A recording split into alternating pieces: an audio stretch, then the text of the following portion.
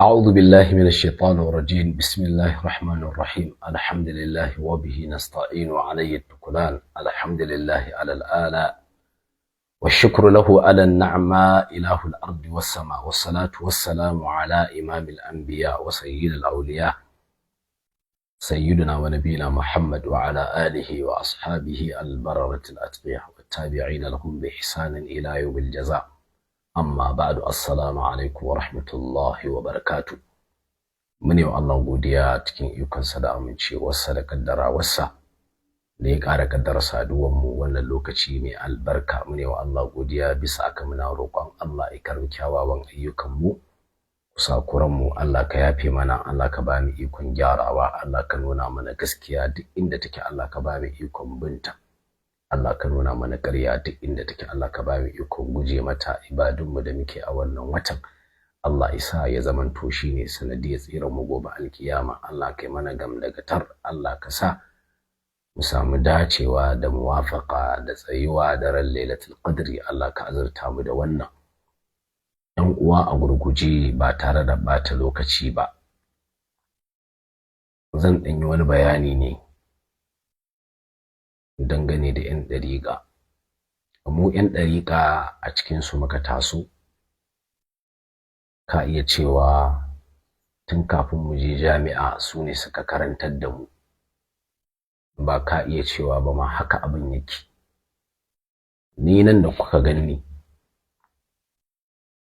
to na yi ɗariƙa, na yi tijjaniya, na yi kuma ƙadiriya, kuma duk gaba ɗayansu wallahi ba na aka hannu da hannu aka bani, ba wai kawai na ga ana yi ne na kama yi ba. Kuma sun karantar da ni, kuma duk irin abubuwa da ake yi a ciki ni na san ana yi.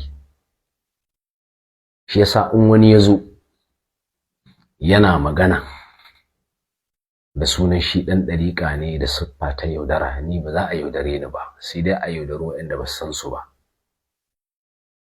Ni yanzu idan ka ji tarihi na, wallahi ka ji tarihi na sanda nake cikin ɗariƙa, akwai waɗanda ina kallon su yanzu, su sun san na san su, yanzu sun zama ma shehunai, wanda sanda muna tafiyar ta bid'ar yaranmu ne, wallahi yaranmu ne ba su isa muna waje su yi ma magana ba. Da haka sai da muka ga abin da ke ciki, muka ga kwakwaf, sa'annan muka fita. Yanzu dinnan ni inda za a ce na waiwaya baya ka ji irin abubuwan da ne a baya, irin su dala'ilu, ishiriniya, diwani, abubuwa haka, da ka yi mamaki, kai da ka san baka iya ba. To amma duk mun fahimci abin da yake tattara a ciki ne. Shi yasa babu mafita ɗan uwa, tsaya inda Allah ya tsaya.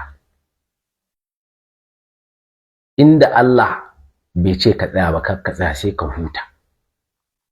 Har ga Allah gobe alkiyama in ka faɗi wani abu wanda Allah ne ya faɗi, ka kuɓuta. In kuma ka faɗi wani abu wanda Allah bai ce ka faɗi ba, ka taɓe. Allah zai tambaye ka waye sa ka faɗi, ba ka da hujja, aya ko hadisi. Kawai mutane ka ji suna faɗi, kai ma ka faɗi. Addinin musulunci ba haka bane. Addinin musulunci addini ne ɗan karatu, ɗan tsari. Shi yasa abin da ya fara sauka na wahayi, iqra, yi karatu. Ayoyin nan guda 5, iqra bismi rabbikal ladhi khalaq, khalaqal insana min 'alaq, iqra wa rabbukal akram alladhi 'allama bil qalam, 'allama al insana ma lam ya'lam. Ayoyin nan suka fara sauka. Da haka to addinin musulunci ana yin sa ne da tsari da karatu. Kuma Allah ya yanke wa kowa hanzari, saboda da Allah ya ce mai addini sai ya turo mana jinsinmu muna abin da su suke yi don su yi mu kalla mu koyi da su,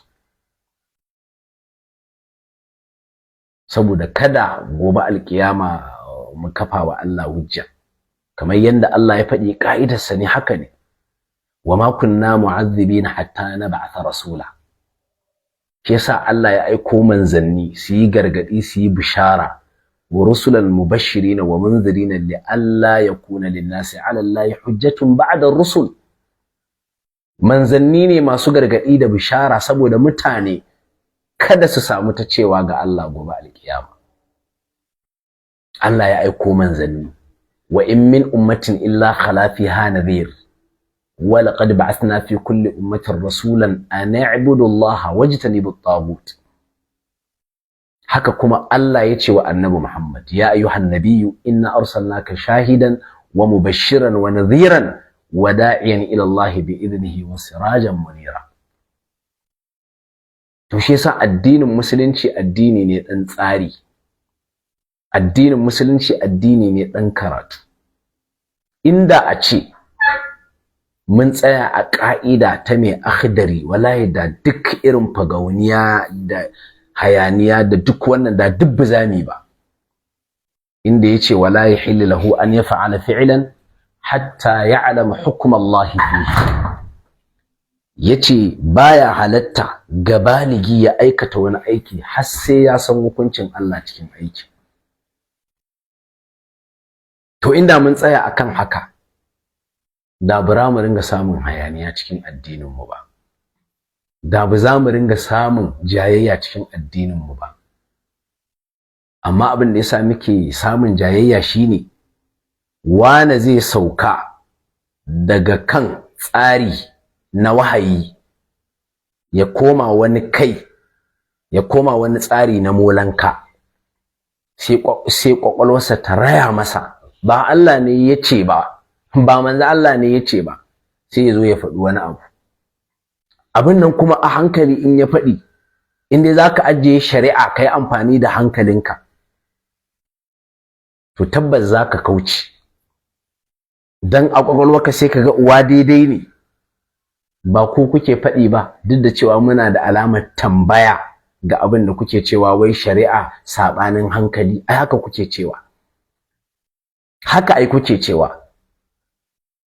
To ashe inda gaske ne, ashe bai kamata ku ringa auna abu da hankulanku, kuna zuwa kuna kafawa a matsayin ka'ida kawai saboda ku zagi wani, ku ci mutuncin wani, saboda ku aibata wani, ku cewa wani maƙiyin manzon Allah, bayan kuma a haƙiƙa ku ne maƙiya annabin.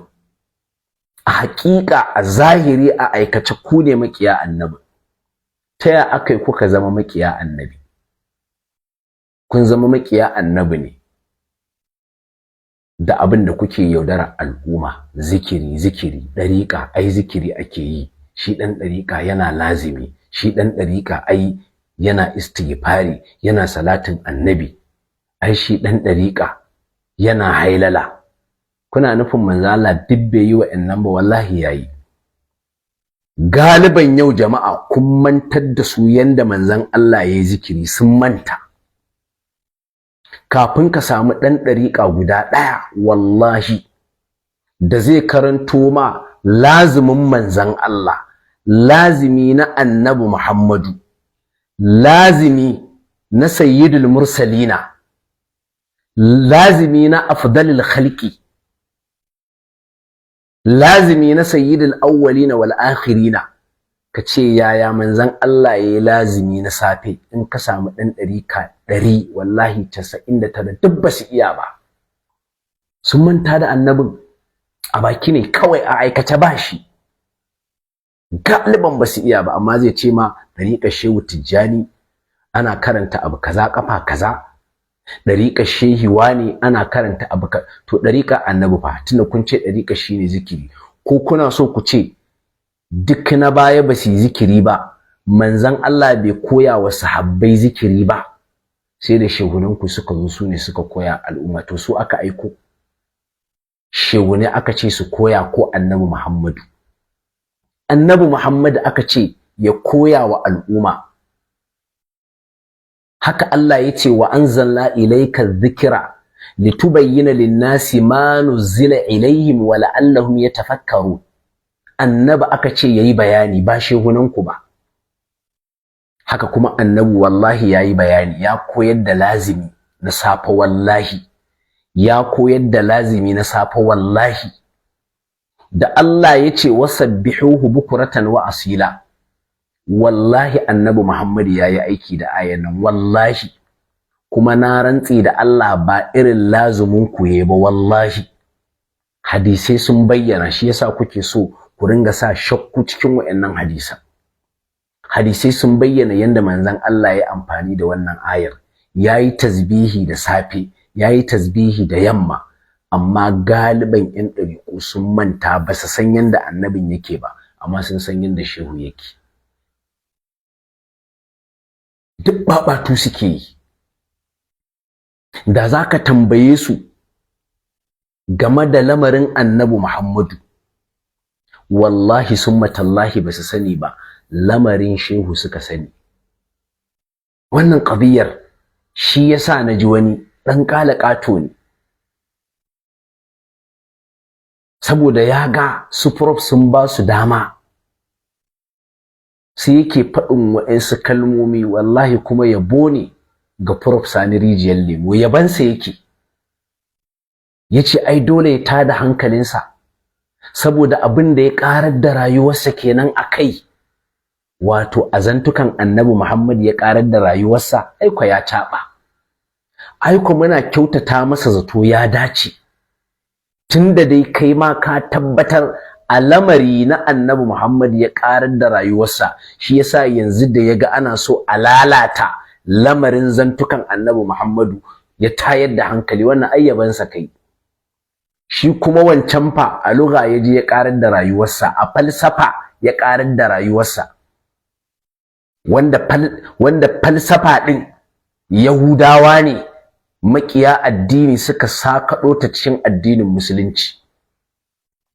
Amma wannan ya ƙarar da rayuwarsa, dan ƙalaƙatan nan yace dole ya firgice ya tayar da hankalinsa, dole yabansa kai a wajen mu, saboda duk wanda ya ƙarar da rayuwarsa kan lamarin annabi Muhammadu, to wannan alama ce ta cewa shi masoyin annabi ne. Haka alqadi Iyad ya faɗi cikin kitabun shifa, yace duk mai bibiyar zantukan annabi Muhammadu alama ne na masoyin annabi Muhammadu ne. Haka ya faɗi cikin kitabun shifa bi ta'arifi huquqil mustafa sallallahu alaihi wasallam, fasali ya gudana alamar san manzon Allah.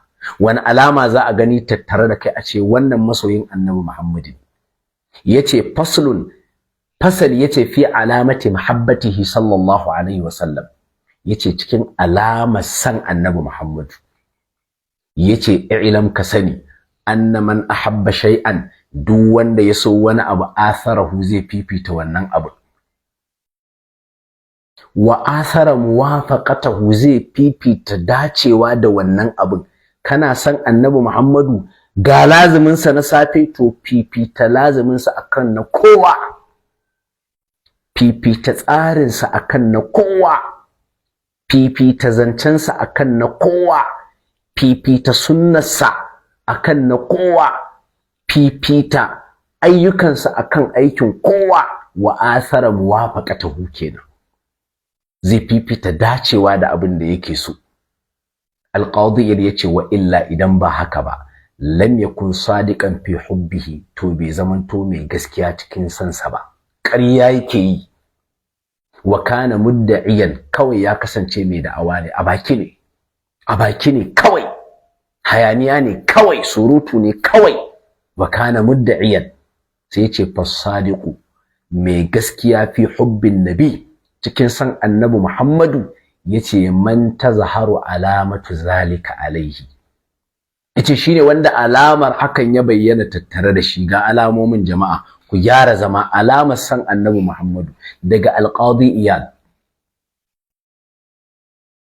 yace wa awwaluha, farkon alamomi na san annabi Muhammadu aliqtida'u bihi, koyi da shi.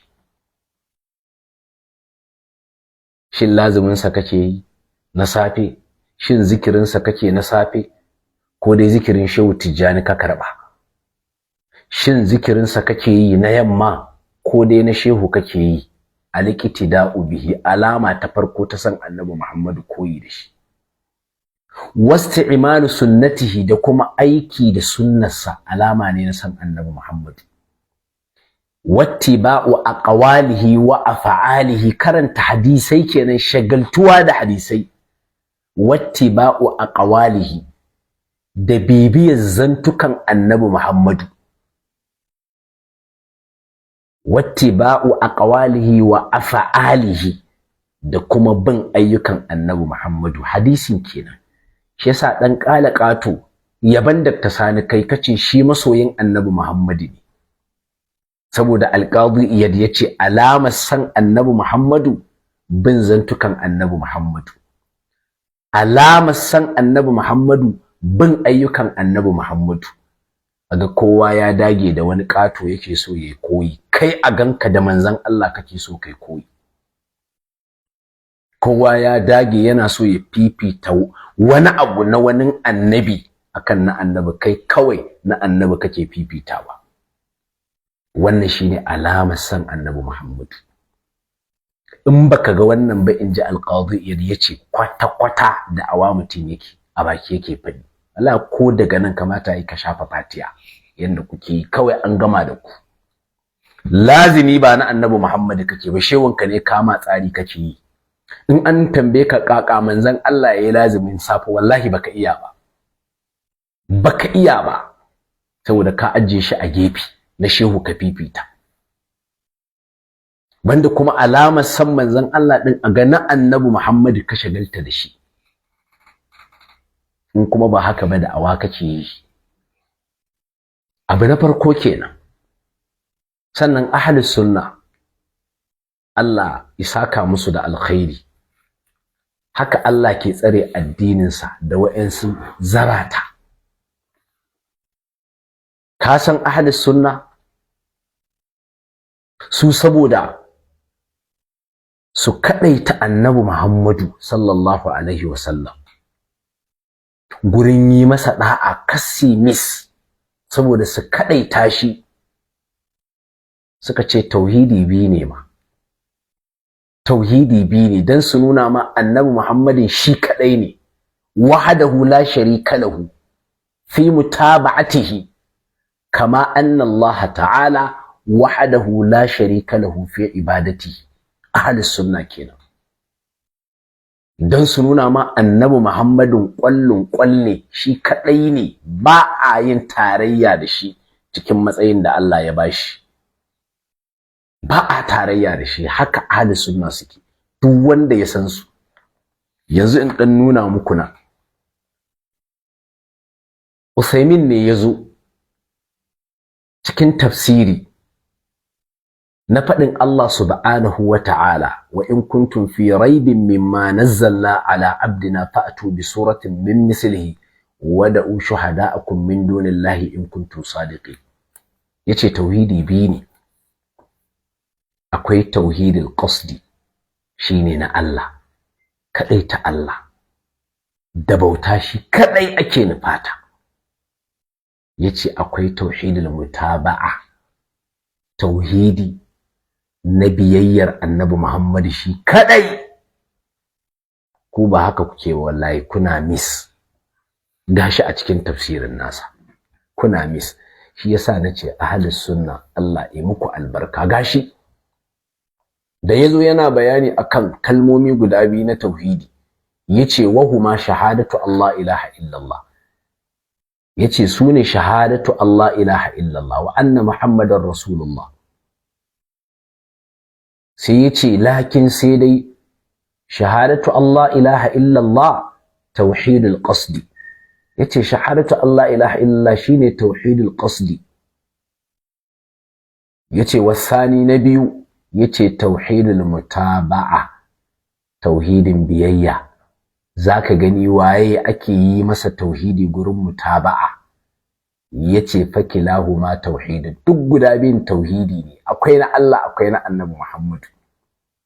Yace lakinnal awwala tauhidul qasdi, yace sai dai na farkon shine tauhidul qasd din, sai yace bi an yakuna al'amalu khalisan lillahi, ta yanda aiki zai kasance an tsarkake shi ga Allah kadai, shine tauhidul qasd din. Sai yace wasani ɗaya tauhidin kuma yace tauhidul mutaba'ati, tauhidin biyayya, yace bi Allah yutabi'a fi ibadatihi siwa rasulillahi sallallahu alaihi wasallam, yace ta yanda kada ya bi kowa cikin bautarsa in ba annabi Muhammadu ba, in ba rasulullahi ba. Kaga tauhidin da ake wa manzon Allah a tafiyar ahli sunna, bi Allah yutabi'a fi ibadatihi siwa rasulillah, kada ya bi kowa cikin bautarsa in ba annabi Muhammadu ba. Yace kuma wa idza ta'ammalta alqur'ana, in ka kula da alqur'ani ka lura da shi, wajadta hakaza, zaka samu haka ne. Yace ya'ti bima yadullu ala tauhid, alqur'ani zai zo da abin da ke nuni akan tauhidi, summa bima yadullu ala risalati, sannan ya zo da abin da yake nuni kan manzancin annabi Muhammadu. Shi yasa an kace la ilaha illallah sai ka ce ma Muhammadur Rasulullah. Haka kuma a cikin alqur'ani in aka zo da tauhidin Allah, to sai a zo da ɗaya tauhidin annabi Muhammadu, shi kare ake bi. Sai ya ce wa min amsalati zalika qawluhu ta'ala, yana daga misalin haka faɗin Allah. Allah ya ce afalam yadabbaru alqawla am ja'ahum ma lam ya'ti aba'ahum alawwali, yace summa qala ta'ala. Kaga nan Allah yana magana yayin da aka zo aka ce musu la ilaha illallah muhammadur rasulullah, bara su tsaya su tadabburi ga abin da aka gaya musu ba. Allah ce me yasa ba za su yi tadabburi da abin da aka gaya musu ba? Ko dai an zo musu da abin da ba a zo wa iyayensu na farko da shi bane. Kaga wannan ana magana akan a zo a bautata wa Allah. Thumma qala ta'ala, sannan sai Allah ya ce am lam ya'rifu rasulahum, ko dai ba su san manzon nasu bane. Kaga Allah yayi maganar sa a can, sai maganar annabi Muhammadu. Yace fahum lahu munkirun, su din suke yin inkari gare shi. Kaga ko haka yake. Malam yace wa hadha muttaridun fil qur'anil karim. To haka kaga ahli sunna suka ce akwai tauhidi da ake wa annabi Muhammadu.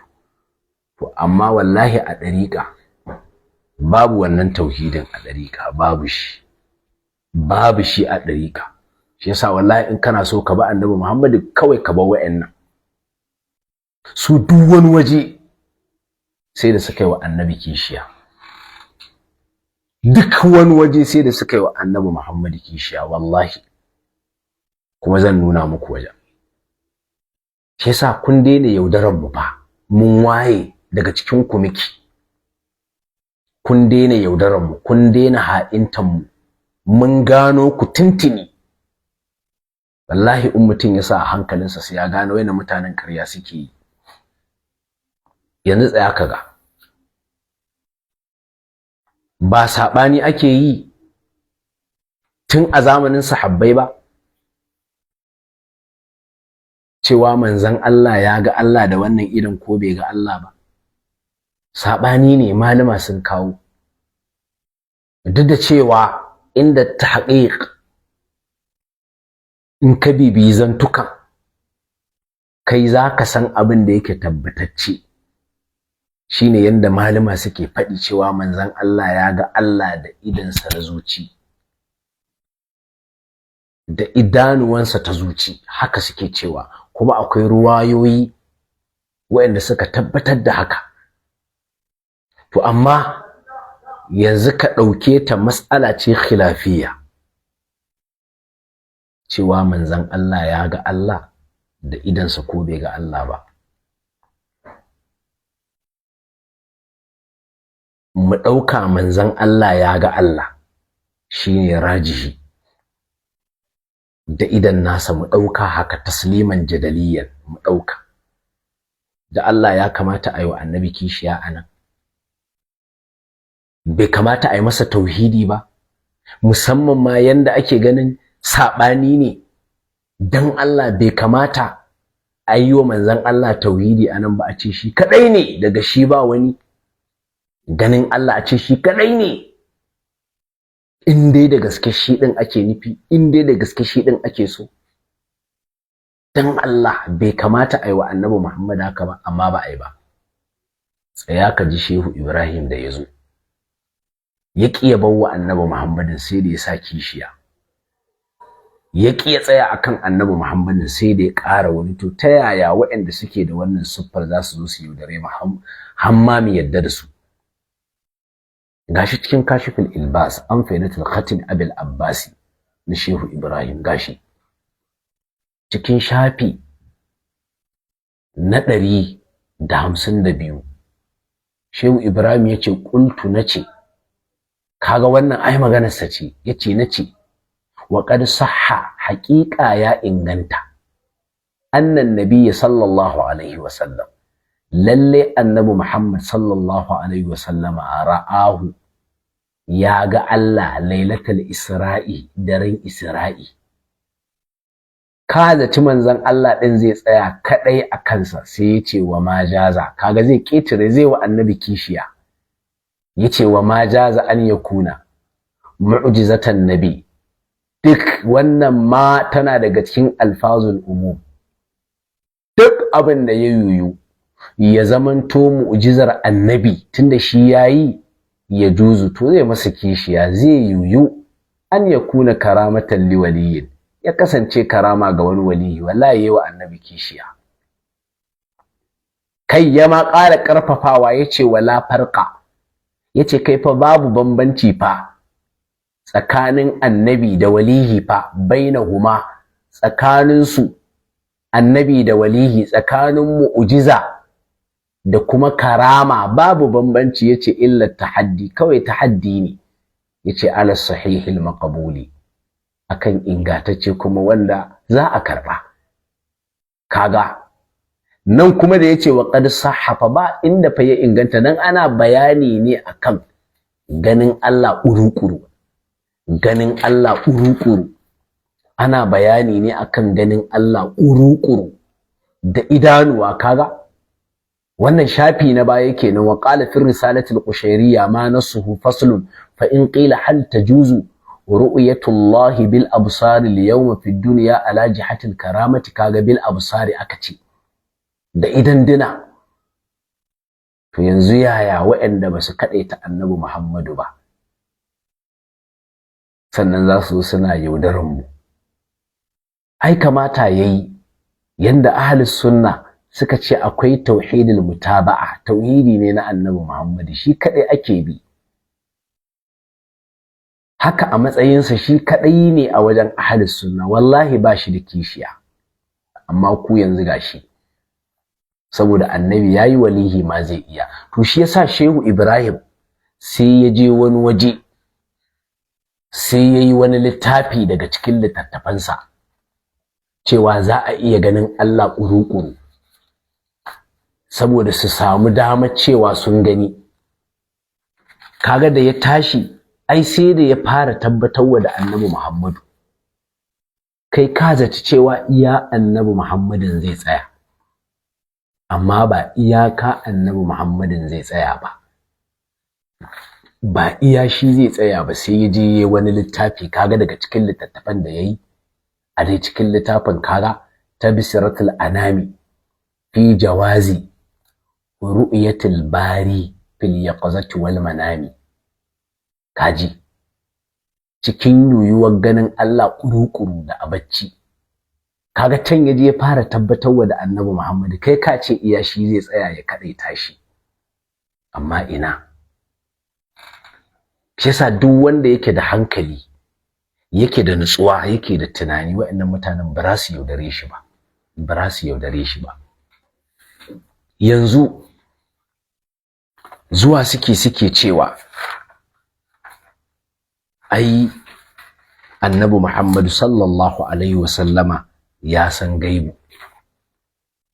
Kai ka zaci cewa za su kaɗe ta annabi Muhammadu wurin sanin gaibin nan, su ce shi kadai ne. To amma da suka zo sai suka ba wa shehu abinda annabin ma ba su ba shi ba. Gashi kuma cikin littafin Jawahirul Ma'ani gashi cikin littafin Jawahirul Ma'ani. Cikin littafin Jawahirul Ma'ani gashi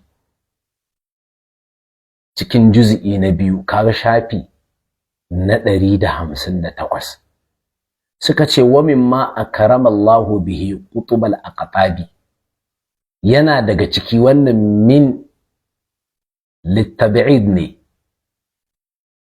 yana daga ciki ba duk gaba ɗaya bane abinda Allah ya washe Tijjani shine qutubul aqtabi din.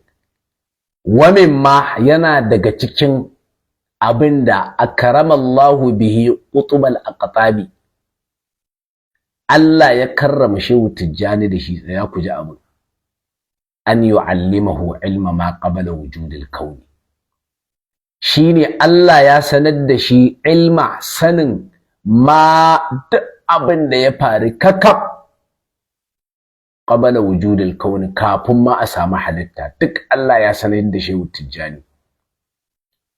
Wa ma wara'ahu, da abin da ya biyo bayan samuwar halitta duk Allah ya sanar da shi. Kai wa ma la nihayata lahu, kai da abin da bashi da iyaka duk Allah ya sanar da Shehu Tijjani. Abin da bashi da iyaka Shehu Tijjani ya sani.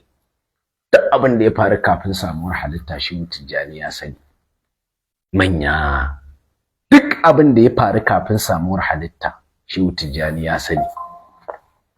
Bayan an halicci halitta din duk abin da ya faru Shehu Tijjani ya sani. Kai wa ma la nihayata lahu, da abin da bashi da iyaka. To me bambancin sa da Allah? Kaga abin da yasa suke dagewa ko cewa manzon Allah ya san gaibu, ko nan suke so su kawo.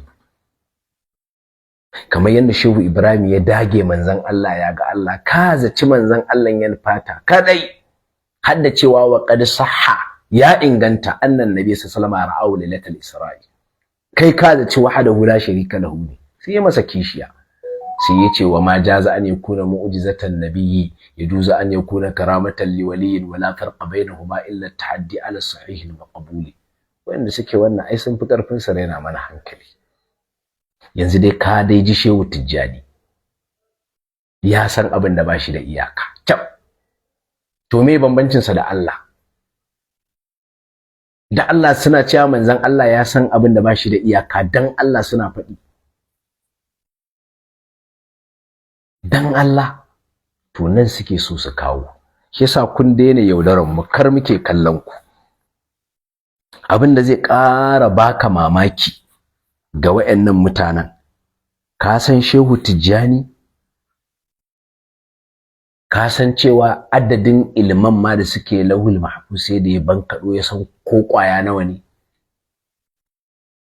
Ka san sai da ya bankaɗo, amma ba ku ce manzon Allah ya leƙo ya faɗi adadin ilman, ya yi wa Allah yaya ake cewa zazzage, ya zazzage ilman ma gaba ɗaya, sai da ya zazzage ya ga ko ƙwaya nawa ne ya lissafa, sannan ya zo yake faɗi. Amma ba ku ce manzon Allah ya zazzage ya lissafa ba.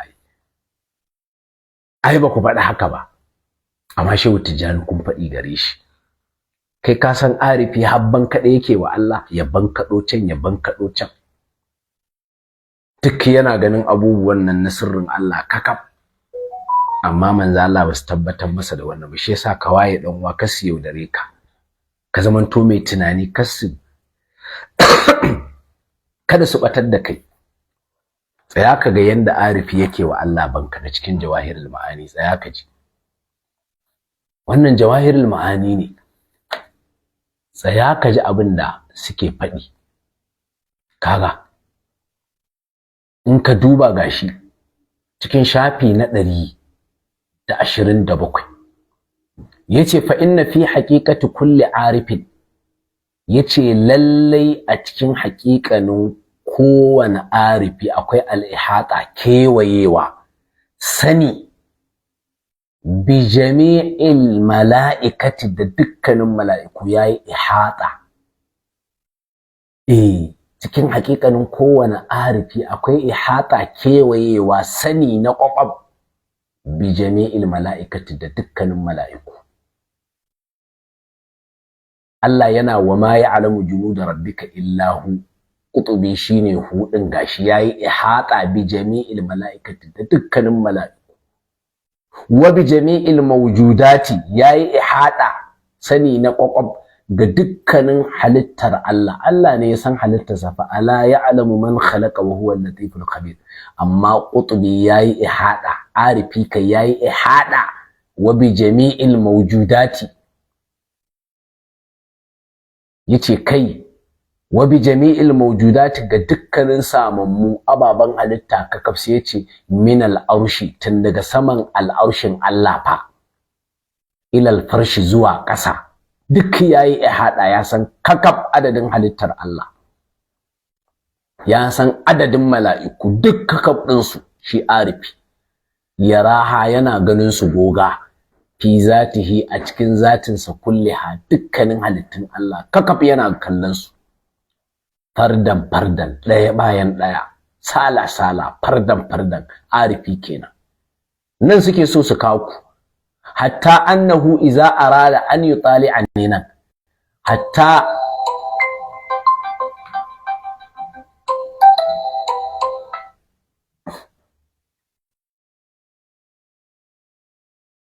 annahu iza arada, har cewa shi din in yayi nufin an yutali a ghaiban fil lauhi, in yayi nufin ya leƙa wani ghaibu a cikin lauhul mahfuz, hatta annahu iza arada an yutali a ghaiban fil lauhi, har ma in yaso ya leƙa wani ghaibu kowane iri ne, bitankiri ne, kowane irin gaibu ne, fil lauhi a cikin lauhul mahfuz, yanzuru ilaihi fi zatihi, kawai sai ya duba wannan gaibun yana a cikin zatinsa.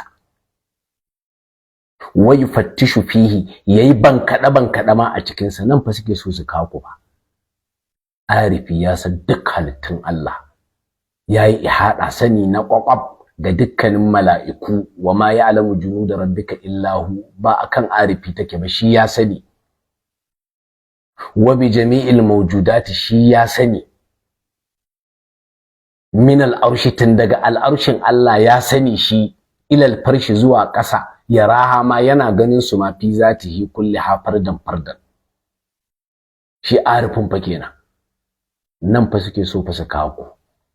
Shi ya samu an daina yaudarar mu. To ka san hatta adadin ilmai na lauhul mahfuz, ka san sai da Shehu Tijjani ya faɗe su. Adadin ilman da suke cikin lauhul mahfuz sai da ya zazzage ya faɗe su, ya lissafa ya ga ko nawa ne ilman. To wannan nayi muku dan shimfiɗa ne na mutanen nan, kada su yaudare ku, kada su ruɗe ku, ku ji ana ai annabi Muhammadu, ai annabi Muhammadu. Su Malam Usman mai dubin isa sun zauna tare da su, sun fahimce su, sun gano buge ne, sun gano ƙarya ce kawai, yaudara ne, sun gano ba annabin aka nufata ba. Sai da suka zauna da su, ɗan cikin gari ne, duk ya san su, mu ma ɗan cikin gari ne, duk mun san su. Ba wanda zai zo ya yaudare mu, ya raba mu da annabi sallallahu alaihi wasallam, ya haɗa mu da wani ƙato. Ba wanda zai mana hakan. Kar muke kallon ku, kun yi watsi da koyarwa annabi Muhammadu, kun ɗau koyarwa wa'insu, sannan kuma ku zo ana magana soyayya annabi saboda rainin hankali, har ma ya zamanto ma kuna da abin cewa ma banda rainin hankali ma. A rainin hankali ne ma, Allah ba ku ya kamata ku sa baki ba. To yanzu mu je topic. Topic shine, ai duk masoyin manzon Allah na gaskiya, in dai masoyin annabi Muhammad ne, to akan annabi Muhammadu fana'i yake yi, ba ruwansa da kowa. Annabin dai kawai. In dai masoyin annabin ne da gaske, in ya sa ka'ida akan annabi Muhammadu, to kowa a ƙasan annabi Muhammadu yake, da shehu da ba shehu ba, da babansa da babarsa da malaminsa da shehunsa da shehunsa, kowa a ƙasan annabi yake. Kuma ƙa'idan nan tana bi ta kansa ne kawai saboda annabin dai ba a yin muƙaranarsa da wani.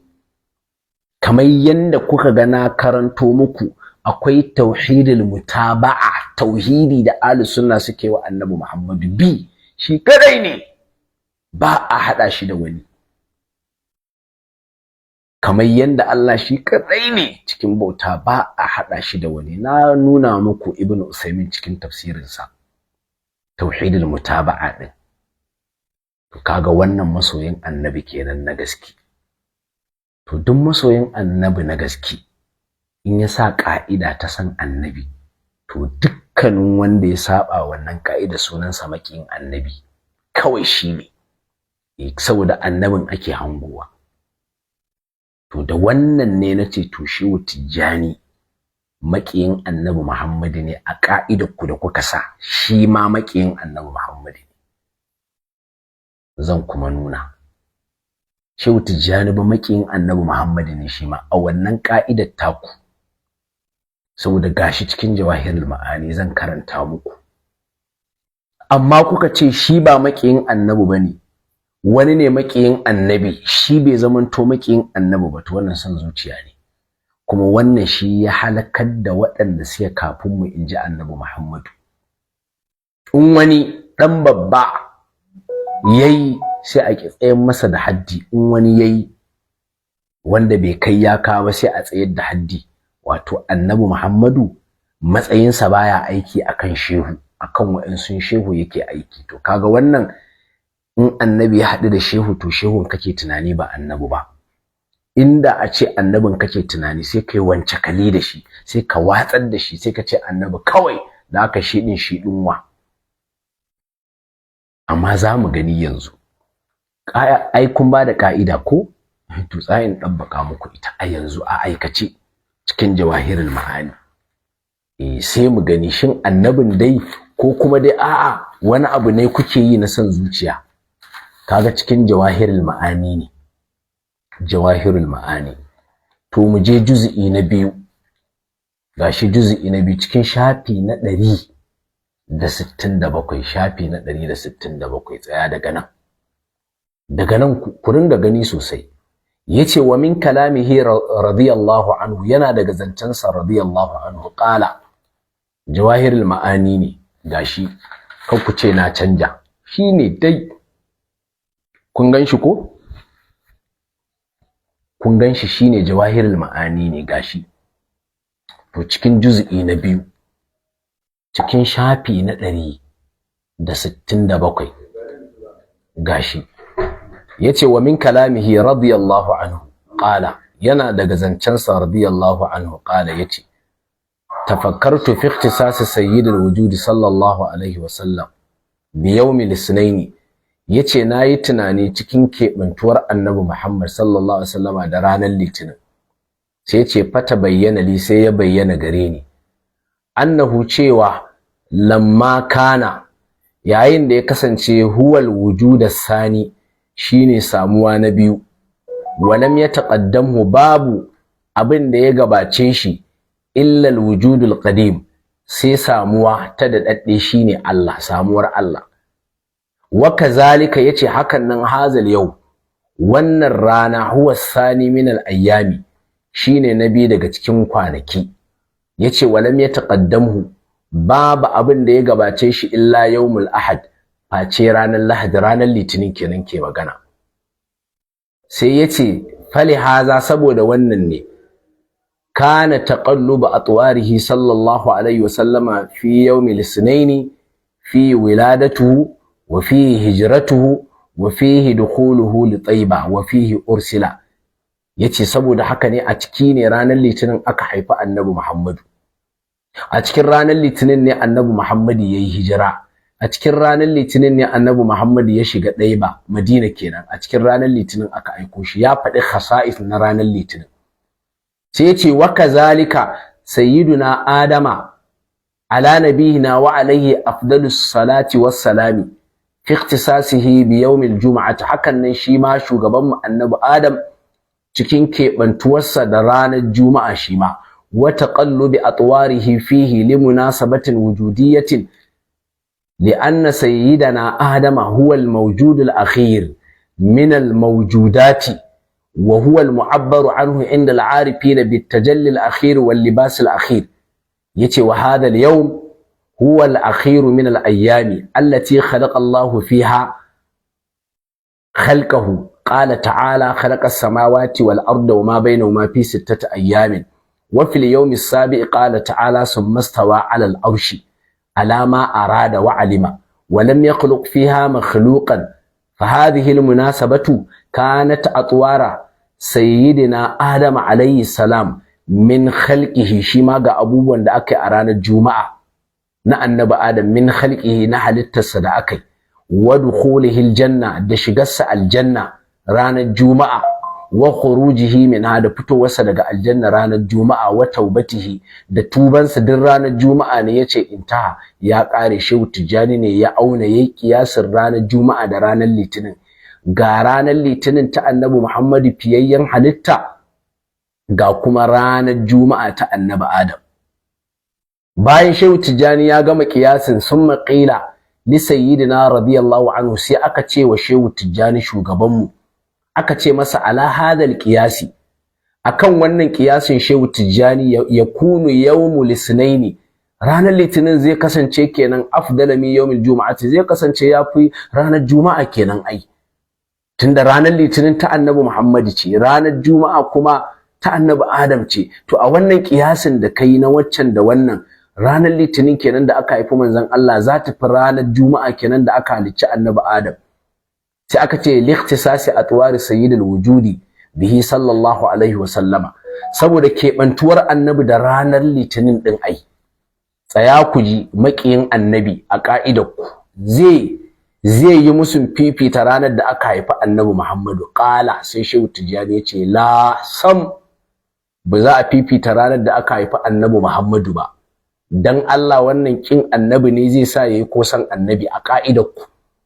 Gashi an faɗi ranar litinin ta annabi Muhammadu ce, an haife shi a cikinta. Ranar juma'a kuma ta annabi Adam ce, an halicce shi a cikinta.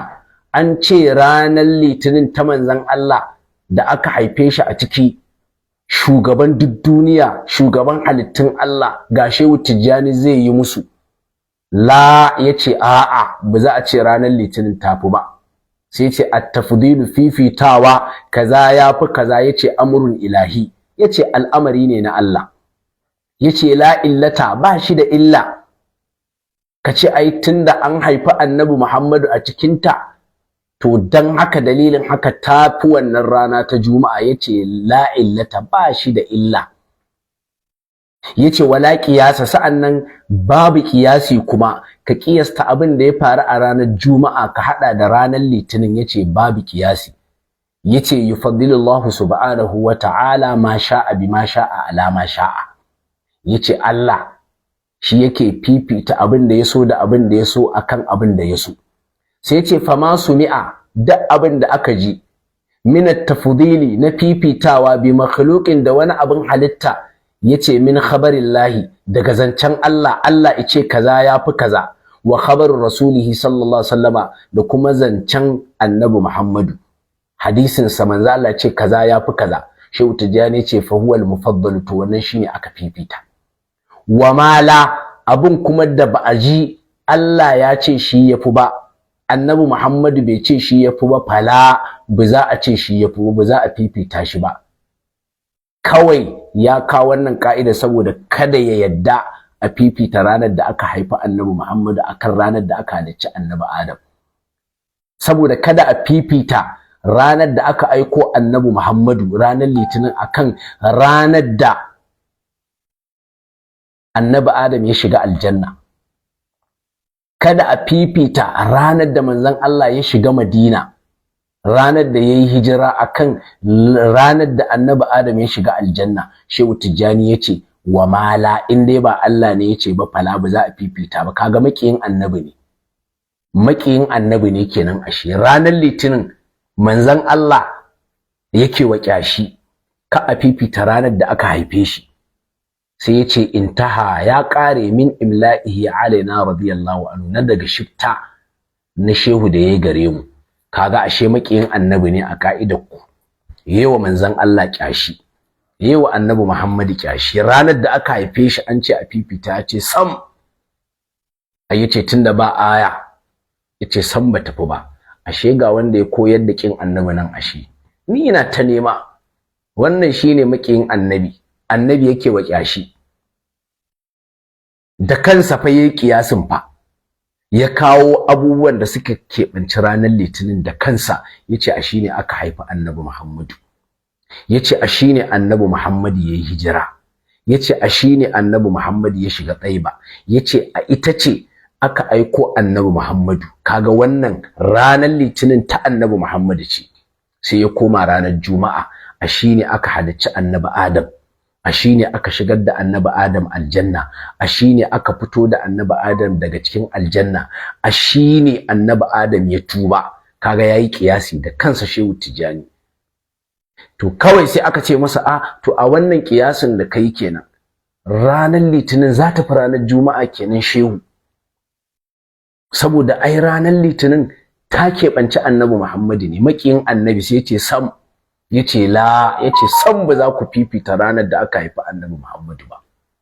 Yace at-tafdilu amrun ilahi, yace fifitawa lamari ne na Allah, ba na kwakwalan ku bane ku ce ai tunda a cikin ta aka haifi annabi Muhammadu to ta fi ranar da aka halicci annabi Adam a ciki. Yace ba haka bane, ba da kwakwalwan ku kuke ba, kun ga ashe maƙiyin annabi ne. To duk masoyin annabi na gaske, in dai dan san annabi kuka faɗi, kuka ce duk wanda yace ga wani abu na annabi ba shi yafi ba, maƙiyin annabi ne. In dai annabin kuke nufi to Shehu Tijjani ku sashi a ciki. Shikenan kurunkus sai mu fahimci cewa annabin ne a ranku, annabin kuke nufi. Amma a ce ku sa ka'ida ta san annabi, shehu shi shafaffe ne da mai, yaushe za mu fahimce ku? Dan Allah, in dan dariƙa ya haifi ya fito ya ce Shehu Tijjani shi ma maƙiyin annabi ne, ya ki yadda a fifita ranar da aka haifi annabi Muhammadu. Ba ku kuke cewa daren haihuwar manzon Allah ya fi daren Lailatul Qadr ba? To gashi Shehu Tijjani yana cewa ranar da aka haifi annabi Muhammadu ba ita ce tafi ba. Shi ma ku ce maƙiyin annabi ne, sai mu fahimci annabi kuke nufi kawai. Sai mu fahimci annabi kuke nufi, amma nan ku ajiye shi sannan ku zagi wa'ansu, to ƙarya kuke yi, wa'ancan kuke jin haushi. Shi wannan masoyinku ne, Shehu Tijjani maƙiyin annabi, ya ki yadda a fifita ranar da aka haifi annabi Muhammadu, ya ki yadda maƙiyin annabi, ya ki yadda, yace san ba za a fifita ranar da aka haifi annabi Muhammadu ba akan ranar da aka halicci annabi Adam, yace ba za a yi ba sam. Maƙiyin annabi Shehu Tijjani, ku kuka ba da ka'ida, shine na ɗabbaka muku. Ni ba ni na karzo man bara taya aka ban, ku kuka sauke ka'ida, ni kuma na ɗabbaka muku ita akan shehu. To yanzu za mu gani shehun ko annabi. Tsaya in sa number waya, shehun ko annabi, za mu gani yanzu.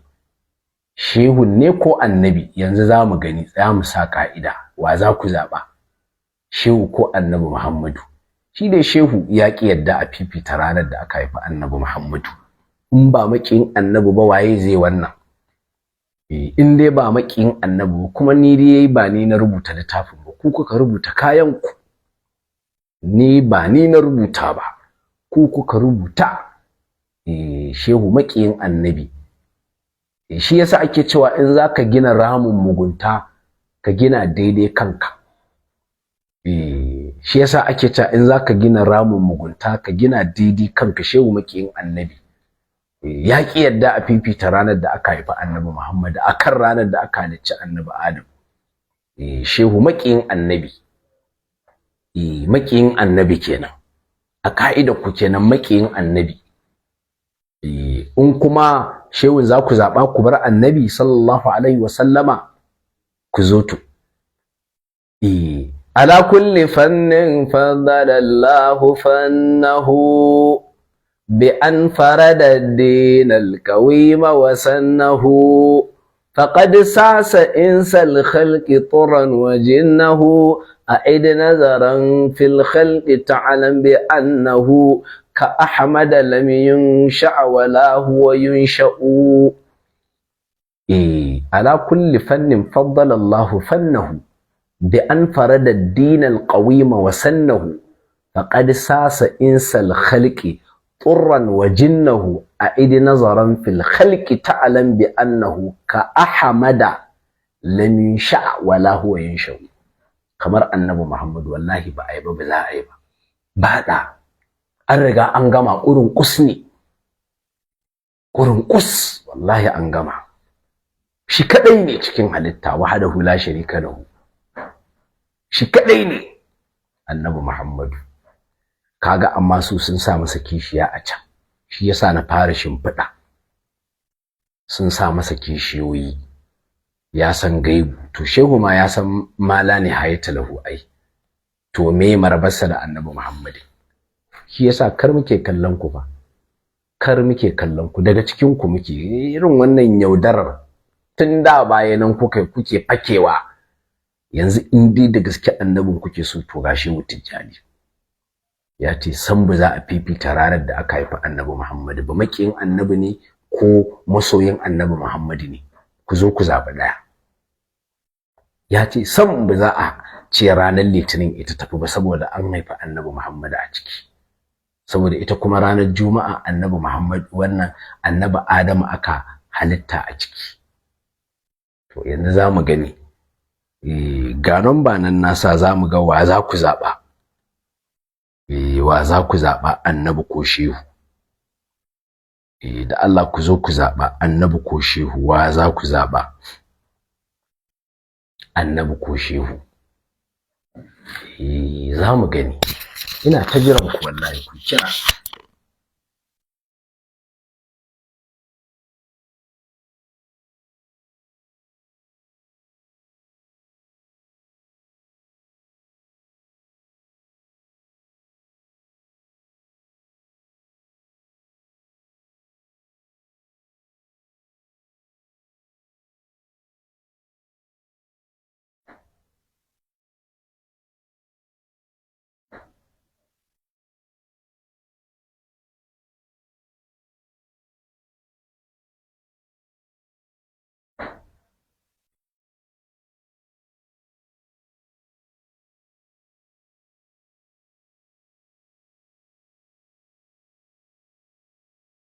Za mu gani.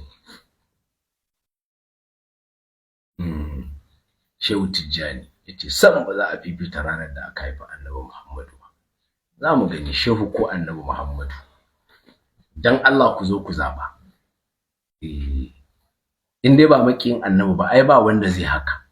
Duk wanda kaga yayi haka makiyin annabi Muhammadu ne ai. Duk wanda kaga yayi haka ya ce san ba za a fifita ranar da aka haifi annabi Muhammad akan ranar da aka halicci annabi Adam ba, makiyin annabi ne. Kuma ga shehu ya faɗi, za mu gani annabin za ku duba ko kuma shehun za ku duba. Ina zaune fa, ina zaune. Ku zo ku zaɓa da kanku annabi ko shehu.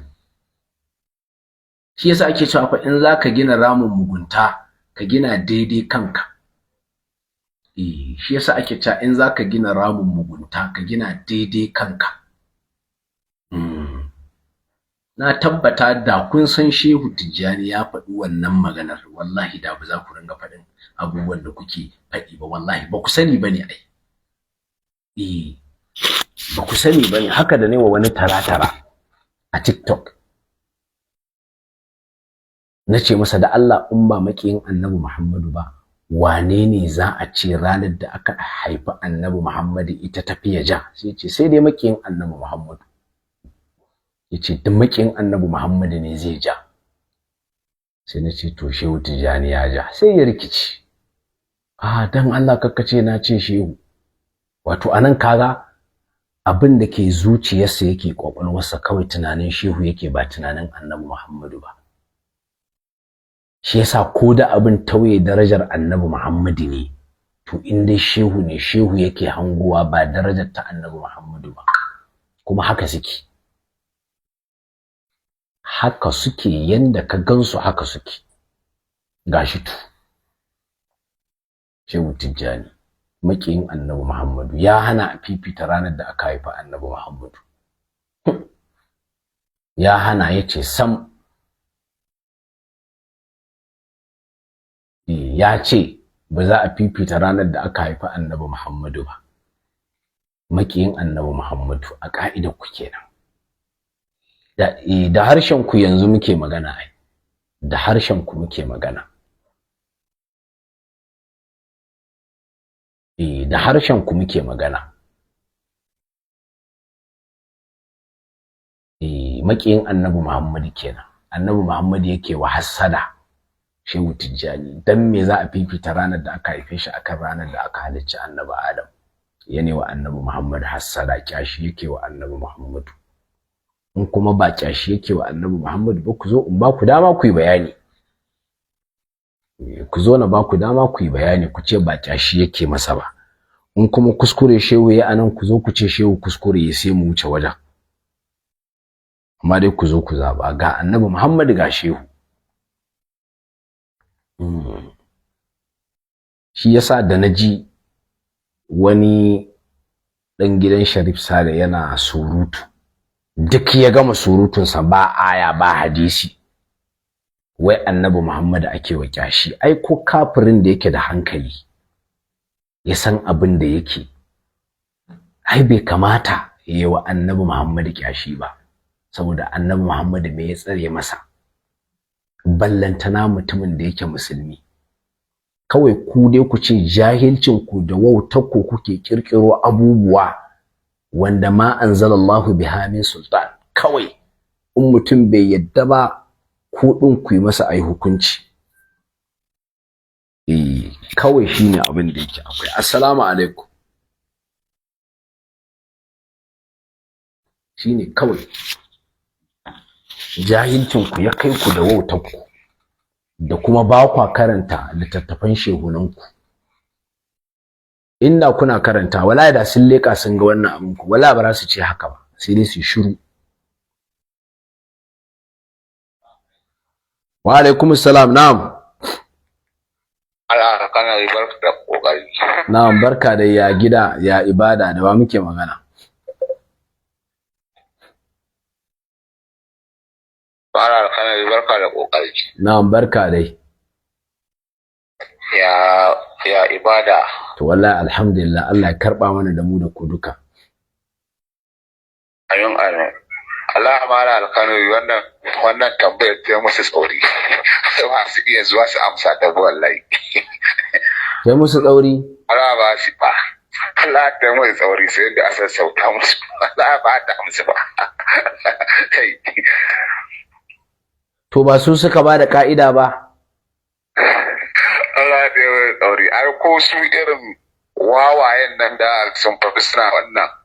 Ai ba su fito kuru-kuru su yi faɗi magana haka ba, sai dai kawai kowa aikinsu ko kuma a haƙirinsu za ka gane inda suka zaɓa. Amma aka amma sun fito wallahi kama su fare da kewaye. To, Allah ya sa mu dace, tsaya mu gani mu dan ba su dama to ko za su gudu. Shi dai gashi shehu ya ce sam ba za a fifita ranar da aka haifi annabi Muhammadu ba. Kaga manzo Allah yake wuce shi kenan. Ko? Yawwa, manzo Allah yake wa kyashi, dan me za a fifita ranar da aka haife shi. Haka yanda kuka ba da ka'ida, kalar zaren kalar kayan, kalar zaren kalar kayan, da kwanan da kuka auna da shi za a auna muku. Makiyin manzon Allah ne kawai. Kuma ka duba fa, hadisi ne fa ya tabbata a ranar. Manzon Allah sallallahu alaihi wasallam ya ce zaka yawmun wulidtu fihi, yace wannan rana ashi aka haife ni. Hadisi ne karara. Mala abba kai ka ƙara kira, mala abba mu basu si kira. annabi Muhammadu sallallahu alaihi wasallam yana azumtar ranar litinin. Wannan fa ranar litinin ijma'i ne cewa a shi aka haifi annabi Muhammadu, ijma'i ne, ijma'i ne. Amma na annabi Adam cewa ranar Juma'a aka halicce shi, wannan ba ijma'i bane. Amma wannan ijma'i ne, ijma'i ne ranar litinin aka haifi annabi Muhammadu, ijma'i ne, ijma'i ne ranar litinin, kuma manzon Allah har azumi yake a ranar. Amma Shehu Tijjani ya dubi ya ce sam ya za a fifita sha'anin annabi Muhammadu, saboda kin annabi Muhammadu da yake yi, saboda hassada da yake wa annabi Muhammadu, saboda kyashi da yake wa annabi Muhammadu, ya ce sam, ya ce tunda dai Allah bai ce ba za a ce ba. Shehu Tijjani kenan makiyin annabi. Kalar zaran kalar kayan da kwanan da kuke aunawa da shi zan auna muku.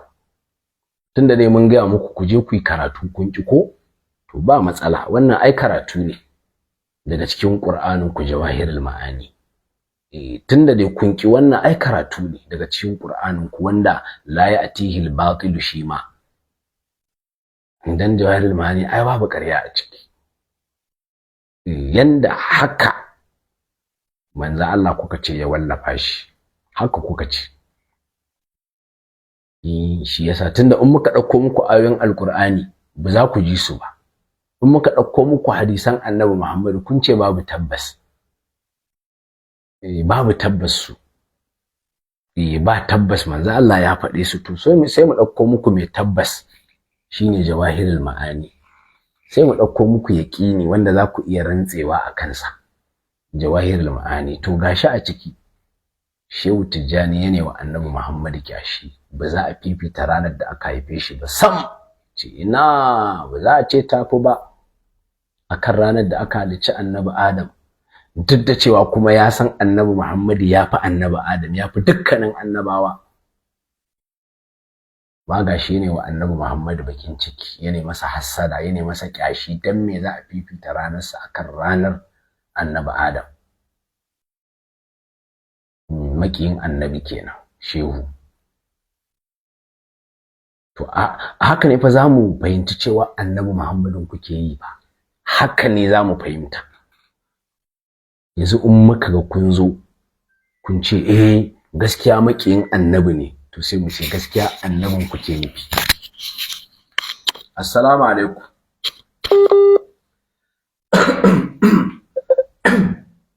Assalamu alaikum. Assalamu alaikum.